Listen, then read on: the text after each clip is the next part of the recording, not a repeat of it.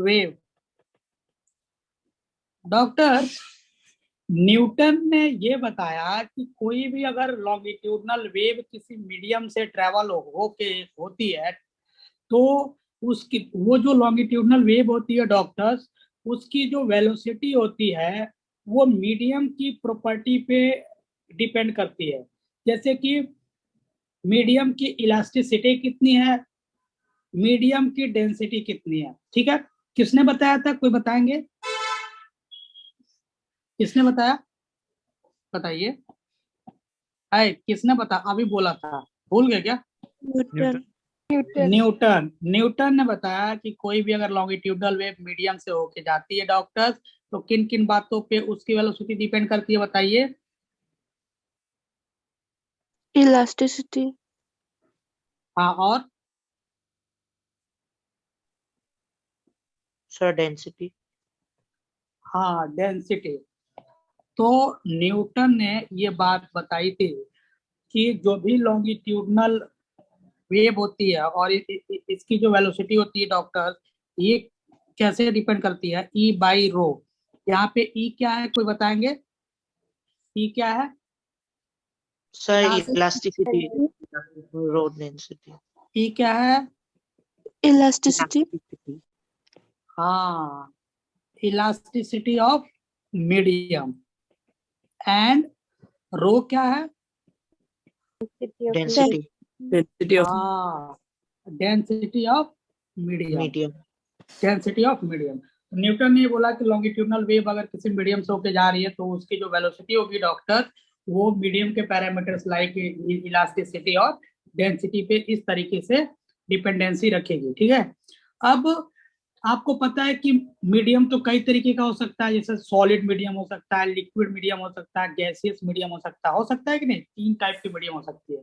ठीक है, तो एक बात बताइए, अगर सॉलिड मीडियम हुआ तो ई को अपन किससे रिप्लेस करेंगे, सर बताइए? बल्क मॉड्यूलस से। Bulk modulus? पता नहीं सर। हाँ, बोलते हैं पता नहीं। सर कोई बात सॉलिड नहीं है। हाँ, कोई बात नहीं है, आप बोल सकते हैं। E solid is equal to होता है डॉक्टर्स, ये क्या है? हाँ, क्या होगा? Young's modulus. किसे? तो ई ऑफ सॉलिड कितना होता है? Young's modulus. तो वीएल को कितना लिख दें डॉक्टर्स?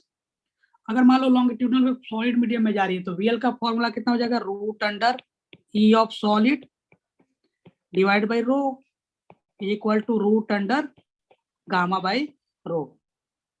किन्हीं को दिक्कत हो तो बताइए, बताइए डॉक्टर। सर गामा तो नहीं है, वाई है। सर वाई हाँ होगा। हाँ हाँ, वाई वाई, सॉरी, गामा नहीं है, वाई है। ठीक है क्या? हाँ, बिल्कुल सही है। चलिए, अगर लिक्विड मीडियम हुआ तो डॉक्टर, लिक्विड हुआ तो,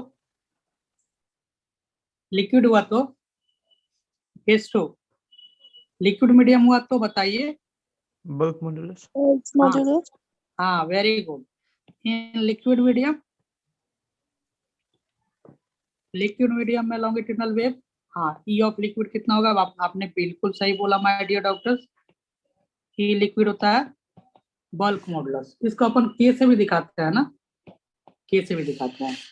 तो वीएल कितना हो जाएगा? वीएल इज इक्वल टू हो जाएगा root under elasticity in liquid medium, है ना, डिवाइड बाई रो। तो सर इसको लिख सकते हैं। हाँ, इसको कैसे डिटरमाइन करते हैं, मतलब कौन सा कांस्टेंट लेना है? सर ने तो आपको बताया होगा ना, उसमें क्या बोलते हैं, प्रॉपर्टी वो होता है ना, प्रॉपर्टीज ऑफ मैटर। हाँ सर। अरे तो आपको पता है ना कि जनरली जो लिक्विड होती है वो वो कौन सा स्ट्रेस फेस करती है? वॉल्यूमेट्रिक। हाँ है सर, ना? हाँ सर, आपको वॉल्यूमेट्रिक। याद आ रहा है क्या? स्ट्रेस स्ट्रेन पढ़ा होगा आपने, लेंथ, हाँ वॉल्यूम, सर, हाँ याद सर। आ रहा है? तो वॉल्यूम के केस में तो बल्क मॉडुलस डिफाइन किए थे ना, भूल गए क्या आप लोग? कैसे भूल जाते हैं? नहीं सर, याद है। हाँ, याद, रिवाइज किया कीजिए। चलिए, बी क्या है सर डॉक्टर? के क्या बल्क मॉडुलस को डिनोट करता है? क्या? सर आपने के से किसको डिनोट किया है आपने? वही, अरे बी को के से भी डिनोट करते हैं डॉक्टर्स, है ओके ना? सर। कभी कभी बल्क मॉडुलस को के से भी दिखाते हैं, है ना? तो बी और के क्या है? बल्क मॉडुलस ऑफ इलास्टिसिटी, है ना? के बाद, या इसे बोलते हैं वॉल्यूमेट्रिक इलास्टिक मॉडुलस। ठीक है क्या डॉक्टर्स? ये बात याद रखिएगा। एक नोट याद रखिएगा जो पूछा जाता है आपसे। नोट ये है माय डियर डॉक्टर्स, कि आपको पता है कि जो भी इलास्टिसिटी होती है वो सॉलिड की बहुत ज्यादा होती है, इलास्टिसिटी ऑफ लिक्विड से बहुत ज्यादा होती है इलास्टिसिटी ऑफ गैस, है ना? और एक बात याद रखिएगा, rho of solid, density of solid medium ज्यादा होती है डेंसिटी ऑफ लिक्विड मीडियम से, और ये ज्यादा होती है डेंसिटी ऑफ गैसियस मीडियम से। ओके, तो एक बात बताइए मुझे, जो भी लॉन्गिट्यूडनल वेव होगी उसकी वेलोसिटी सबसे ज्यादा किस मीडियम में होगी? सर सॉलिड में। सॉलिड में। किसमें होगी? सॉलिड। सॉलिड में। सबसे कम किसमें होगी? गैस। यस। गैस में। तो डॉक्टर्स एक बात याद रखिएगा कि वेलोसिटी जो होती है लॉन्गिट्यूडनल वेव की, है ना, वो सॉलिड में ज्यादा होगी, फिर किस में होगी? लिक्विड में, फिर किस में होगी? गैस। गैस में। ये बात आपको याद होना चाहिए। चलिए, जैसे कि हम लॉन्गिट्यूडनल वेव, अगर मान लो मैं एग्जांपल ले लूं एक पल के लिए, साउंड, अगर मैं आपको साउंड से समझाने की कोशिश करूं डॉक्टर, तो एक बात याद रखिएगा, साउंड जो है, आयरन में उसकी स्पीड कितनी होती है आपको पता है? आयरन, सॉफ्ट आयरन, साउंड जो है डॉक्टर, सॉफ्ट आयरन में जो उसकी स्पीड होती है वो होती है 5050 मीटर पर सेकेंड। और आपको पता है ना कि आयरन जो है एक सॉलिड है, और साउंड क्या, लॉन्गिट्यूडल वेव। डॉक्टर साउंड जो होती है ना, वो वाटर में उसकी स्पीड कितनी होती है पता है? वाटर में नियर अबाउट होती है 1450 मीटर पर सेकेंड। और ये जो साउंड है डॉक्टर्स, इसकी एयर में जो वेलोसिटी होती है वो होती है नियर अबाउट 330 मीटर पर सेकेंड, है ना डॉक्टर? ये आप याद कर सकते हो।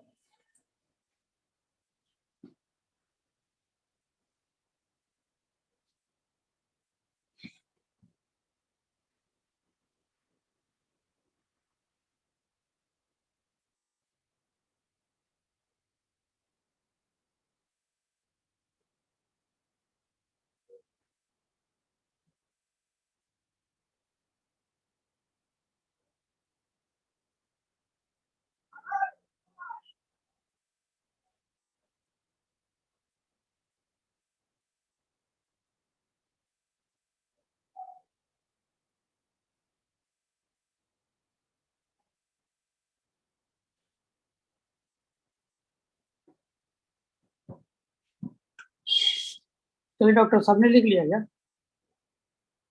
Yes sir. चलिए, अब हम चलते हैं तीसरा केस। तीसरा केस है कौन सा मीडियम डॉक्टर्स? केस 3, कौन सा मीडियम?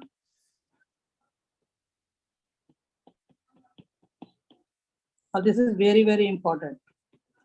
केस 3 बताइए, इन गैसियस मीडियम। अच्छा एक बात बताइए मुझे, गैसियस मीडियम के लिए ई की वैल्यू क्या होगी, कोई बताएंगे? हाँ, गैसियस मीडियम के लिए ई की वैल्यू। हाँ, एस्टेस अपॉन एस्टेन होता है ना, इसमें तो डेल्टा पी हो जाएगा minus delta V by V. ये बल्क मॉडुलस है क्या?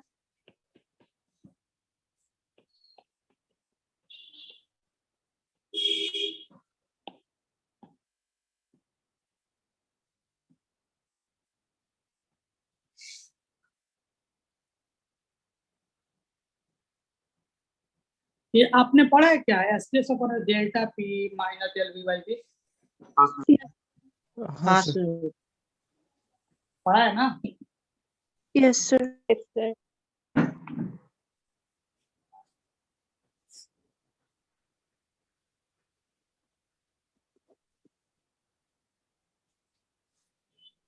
चलिए, तो यहाँ पे दो साइंटिस्ट आए और उन्होंने लॉन्गिट्यूडनल वेव जो है गैसियस मीडियम में कैसे ट्रेवल करती है उसके बारे में उन्होंने कंसेप्ट दिया। ठीक है, दो लोग थे। आपके पास मॉड्यूल है क्या डॉक्टर? मॉड्यूल लेके बैठे हो क्या? नहीं बैठे होंगे। हाँ सर मॉड्यूल मॉड्यूल तो मिला होगा ना आपको? Yes, sir. हाँ, तो हम बस हमें ये बता दो वो दोनों साइंटिस्ट का नाम क्या क्या है, दो साइंटिस्ट का नाम।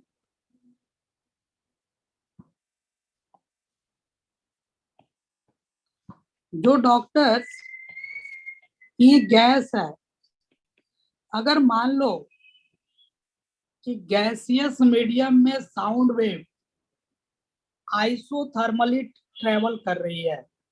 आइसोथर्मली का मतलब क्या होता है, कोई आपको? At constant temperature.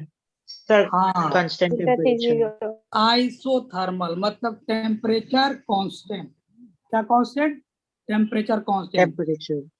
Ideal gas equation लगाओ, पीवी इक्वल टू एनआरटी, तो क्या हो जाएगा? PV constant. क्या हो जाएगा? PV constant. कांस्टेंट। एक काम करो, आप इस टर्म को डिफरेंशिएट कर दो with respect to volume. Differentiate with respect to volume कितना आएगा, कोई बताएंगे? आप इसको डिफरेंशिएट करो डॉक्टर्स, ये वाले टर्म को डिफरेंशिएट करो, कितना आ रहा है करना। With respect to volume differentiate करो। पी को बाहर निकाला dV by dV plus V निकाला dP by dV is equal to 0। हाँ सर। तो सर इसको मतलब मैं, P plus V dP by dV equal to 0। हाँ, तो इसको मैं P plus V dP by dV is equal to 0। अब ये आपको पता है डीपी क्या होता है? डीपी होता है स्मॉल चेंज। तो मैं चाहता हूं थोड़ा एक फाइनाइट चेंज हो, तो मैं डी को किससे रिप्लेस कर दूं? डेल्टा से। तो P plus V delta P by delta V is equal to 0। तो V delta P by delta V की वैल्यू कितना आ गई? -P के बराबर। आपको मैंने लिखा था, देखो यहाँ पे, कि ई गैस जो होता है वो होता है V del P by del V। तो इस केस में अगर कोई भी लॉन्गिट्यूडनल वेव गैसियस मीडियम में आइसोथर्मली जा रही है तो उसकी ई गैस वैल्यू कितनी होगी, कोई बताएंगे आप? E gas is equal to कितना होता है sir P minus V delta V by delta V is equal to minus का माइनस माइनस P। हाँ सर P होगा plus E P। E gas कितना होगा, पी के बराबर, प्लस ठीक है। ये मैंने आपको एक बार बताई कि अगर गैसियस मीडियम में कोई भी लॉन्गिट्यूडनल वेव आइसोथर्मली ट्रेवल कर रही है तो उसकी ई गैस वैल्यू कितने के बराबर आएगी, पी के पी के बराबर। बराबर, कितने के बराबर आएगी, पी के बराबर। पी के बराबर डॉक्टर। चलिए, अच्छा चलिए, अगर मान लो वो एडियाबेटिकली जा रही है तब, सर पीवी गामा मतलब इक्वल टू कांस्टेंट होगा। हाँ हाँ, पी वी का power gamma is equal to constant. तो हाँ बताइए, सर। जैसे मैंने अभी डिफ्रेंशिएट किया, अब आप ई गैस बताइए कितना आ रहा है,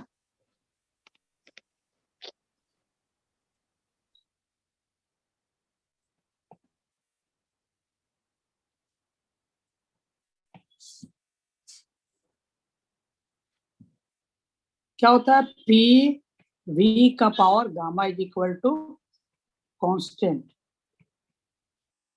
आप इसको डिफ्रेंशिएट करिए with respect to volume,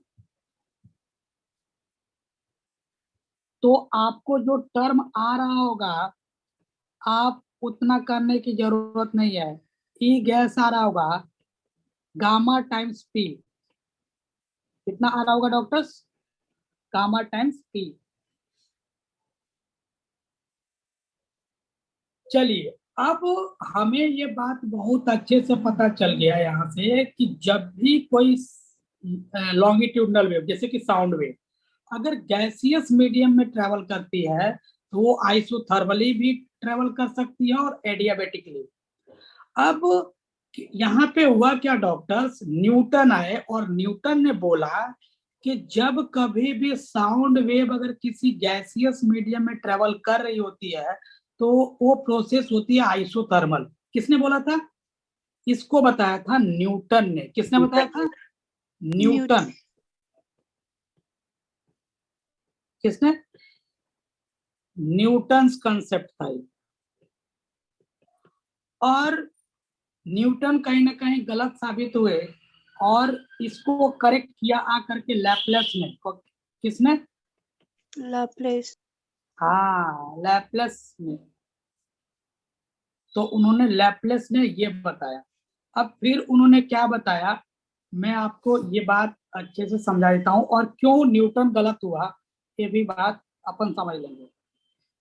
doctors, Newton ने ये बोला कि अगर साउंड वेव जो कि लॉन्गिट्यूडनल वेव है अगर वो किसी मीडियम में ट्रेवल कर रही है तो जो कंडीशन बनेगी वहां वो आइसोथर्मल कंडीशन बनेगी, ठीक है। और डॉक्टर्स, हम लोग ये बात जानते हैं कि आइसोथर्मल प्रोसेस के दौरान ई गैस की वैल्यू कितनी होती है, पी के बराबर। उन्होंने क्या किया, यहाँ पे लिखिएगा न्यूटन्स कंसेप्ट।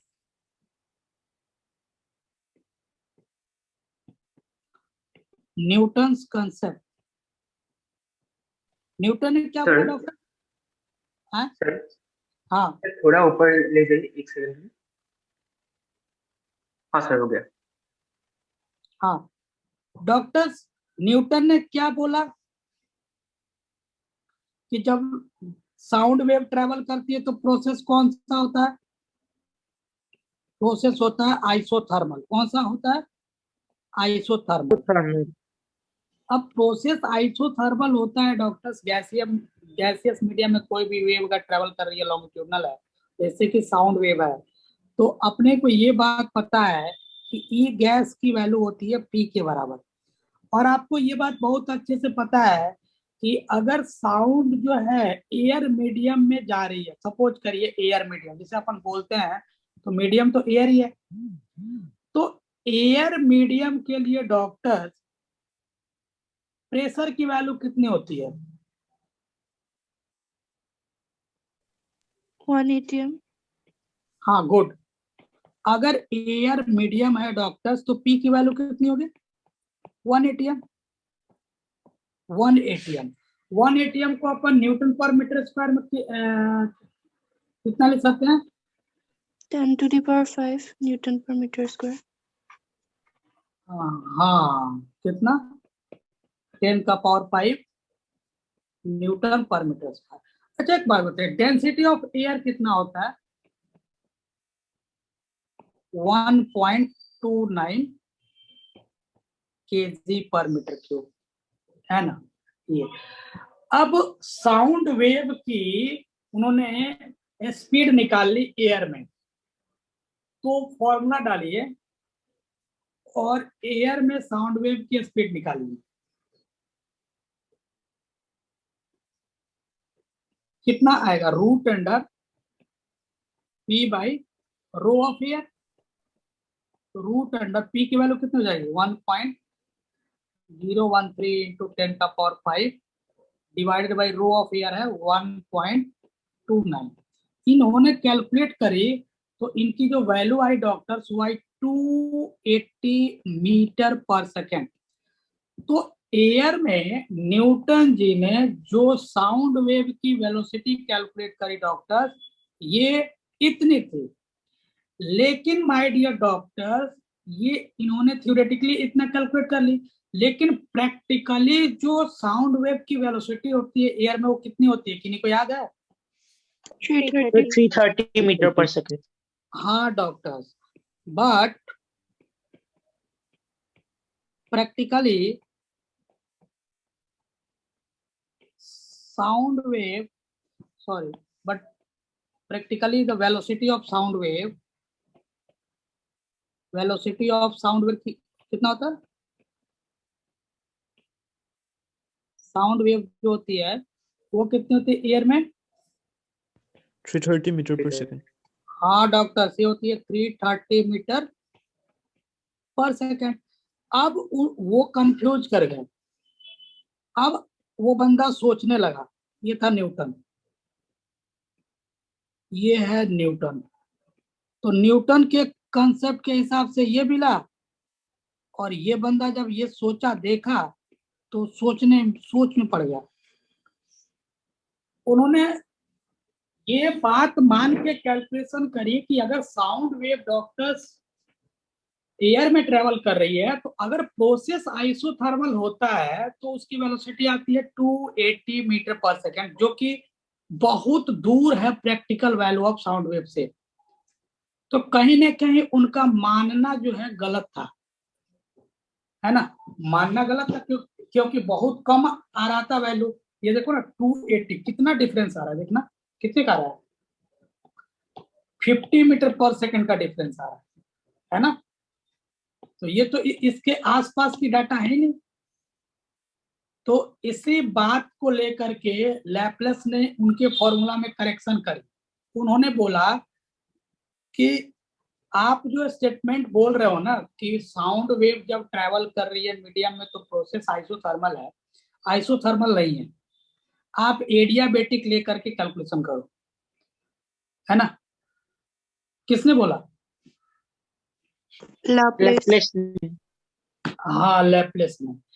अच्छा डॉक्टर्स, ये भी देखो, अगर न्यूटन का हम ई गैस की वैल्यू देखें तो उन्होंने पी लिया था, लेकिन लैप्लेस ने जब एडियाबेटिक प्रोसेस माना तो ये गामा मल्टीप्लाई हो रहा था उसमें, और ई गैस जो है रूट में ऊपर आता है, देखो यहाँ ई गैस। तो कहीं ना कहीं यहाँ पे गामा से मल्टीप्लाई होना बचा हुआ था, है ना। तो अगर गामा से मल्टीप्लाई होता तो रूट अंडर गामा, अगर इसमें कुछ मल्टीप्लाई होता तो नियर अबाउट इसके करीब आ जाता। यही रीजन था कि लैप्लेस ने बोला कि नहीं नहीं, ये एडियाबेटिक प्रोसेस मानो और फिर कैलकुलेशन करो। तो लैप्लेस ने क्या करेक्शन किया था बताइए? न्यूटन के फॉर्मूला में करेक्शन किया किसने? सर लैप्लेस ने एडियाबेटिक प्रोसेस मानकर। हाँ एडियाबेटिक प्रोसेस मानकर। ये एडियाबेटिक प्रोसेस तो जानते होगे ना क्या होता है? सर हीट का एक्सचेंज नहीं, वो हीट का ट्रांसफर ट्रांसफर रुकते हैं, मतलब वो ट्रांसफर नहीं होता उस प्रोसेस में। हाँ हीट का ट्रांसफर नहीं है। लेकिन उन्होंने क्या बोला था कि टेम्परेचर कांस्टेंट रहेगा, है ना। तो अगली बात लिखिएगा,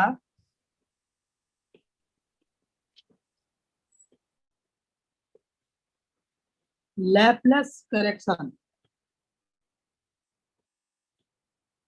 लैपलेस ने न्यूटन के फॉर्मूले में करेक्शन करी और उसने बोला,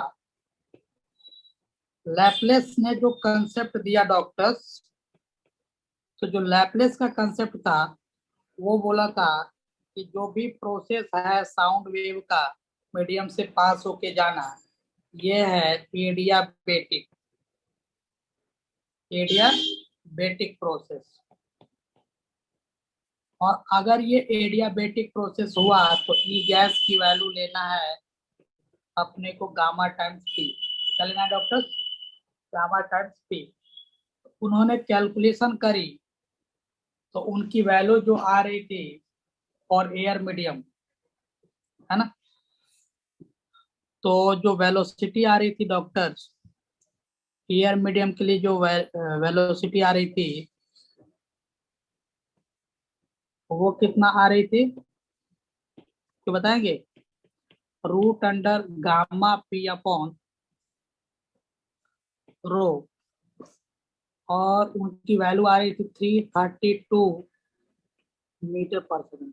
क्या ये प्रैक्टिकल वैल्यू के करीब है क्या डॉक्टर? हाँ सर। Yes, sir. हाँ, तो ये प्रैक्टिकल वैल्यू के करीब था। तो न्यूटन्स ने का जो फॉर्मूला था वो अब लैपलेस का फॉर्मूला कब बन जाएगा? तो सर जब प्रोसेस हो जाएगा। लैपलेस फॉर्मूला कब बोलोगे? आप बोलोगे Laplace formula is equal to Newton's formula plus Laplace correction. Newton का फॉर्मूला तो सही था लेकिन उसमें करेक्शन किसने किया? लैपलेस ने। तो लैपलेस के करेक्शन को न्यूटन के फॉर्मूले में जोड़ दो तो आपने को मिल जाएगा लैपलेस फॉर्मूला। क्या मिलेगा? Laplace formula.